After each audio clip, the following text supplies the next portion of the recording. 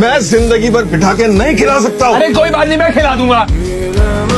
और मैं आईटी में पढ़ रहा हूँ, इसलिए मुझे दिख रहा है कि आप उसके साथ क्या कर रहे हो। आप उसके साथ वही कर रहे हो जो मेरे साथ क्या करते थे पहले, साइंस साइंस साइंस, फिर आईआईटी आईआईटी आईआईटी। और आपका क्या पापा, लोग तो आगे वाहवा ही देंगे कि बख्शी साहब आपका डंडा ना होता तो लड़का तो कभी आईआईटी क्लियर करता ही नहीं।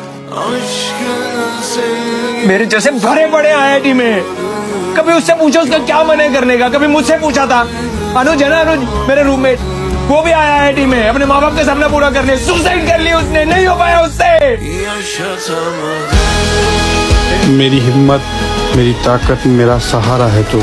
तेरे हाथ मेरे हर दुख में आखिरी किनारा है तू। तेरी करनी तेरे साथ होने से मुझ में जान आ जाती है। मैंने मेरे भाई, मुझे सबसे ज्यादा प्यारा है तू। यूं ही रो